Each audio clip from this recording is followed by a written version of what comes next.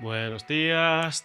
Todavía otro videíto da Sudáfrica, increíble. Es que he grabado, como he dicho, he grabado un montón de material y lo vamos a trabajar a lo largo de esas semanas.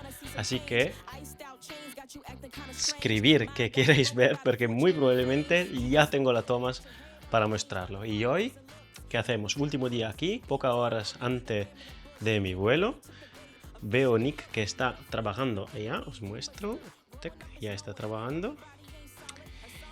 Y vamos a hacer una pequeña entrevista a Nick, que está a la Cape Epic ya desde el 2009. Fijaros qué bomba. Hi Nick, can I use 5 minutes of your time? Hi, Mike. Yes, you can. So, you're at the Cape Epic official photographer since 2009. That's a big number. It's 2025 now.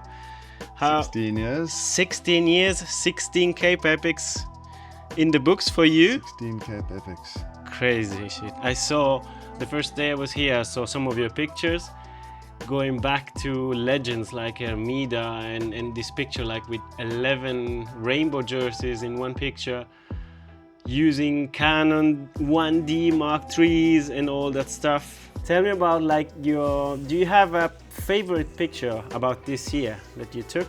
Is there something popping to your mind? I don't know about a favorite, but there are a couple of dusty backlit ones from early on in the race. Actually, no, I probably got a favorite. Show me this favorite. Do you have it here? It's probably this one. Oh yeah. This is a good one.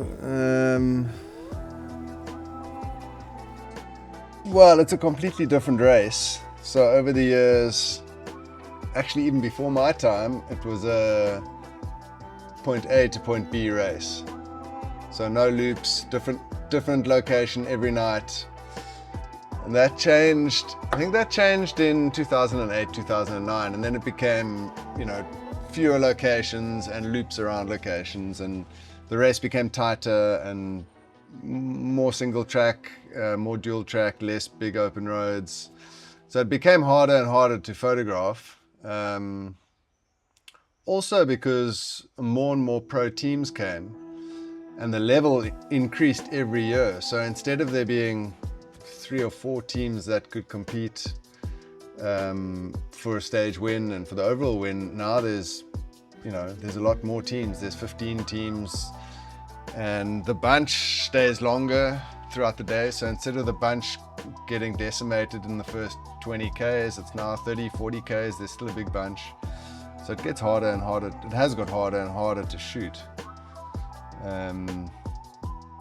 And this week was no different. It was tight, lots of tight racing, lots of single track, difficult access. So difficult to shoot. Definitely harder, less time. You see the guys left. If you see them less, if you see them four times, then you're lucky. And it's fast on the bike. You got to be fast and on it to keep up with them. Nice. Like 16 years. That's something that is very interesting for us. Is also not just the evolution of the riders, but the evolution of cameras. Because you were shooting on a Canon 1D Mark III, and now you're on mirrorless on a R6. What does that mean? Do you find it different, more easy, or more difficult? So actually the first event I shot, the 2009, I had that 1D Mark III, and I had a 20D.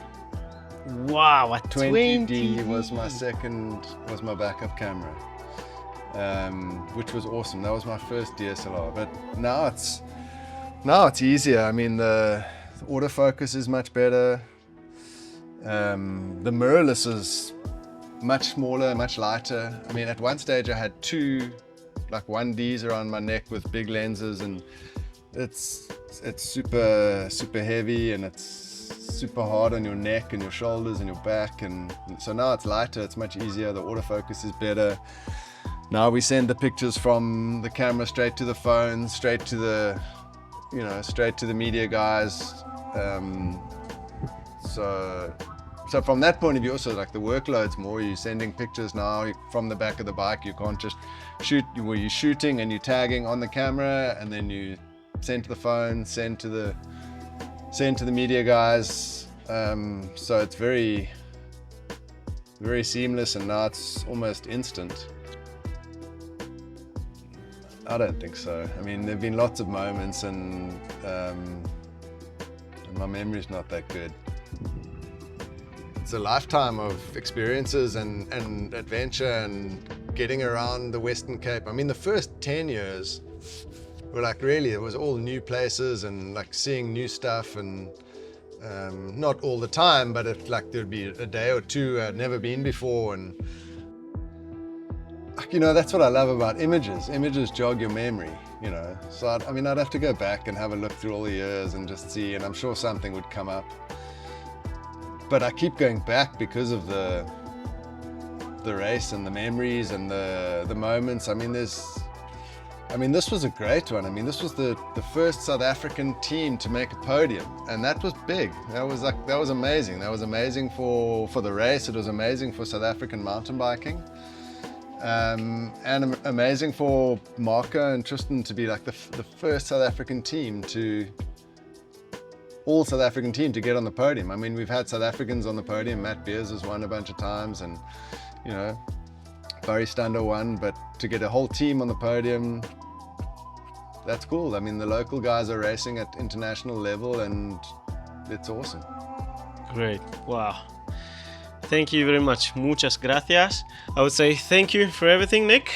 And I hope to see, I'm going to see you soon in the Swiss Epic. Swiss Epic. And thanks Nick, for coming. Thank you very much. It's always a pleasure. See you in Switzerland.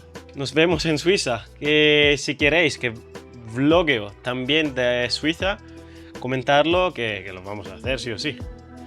So, bye bye. Ciao. Nos vemos.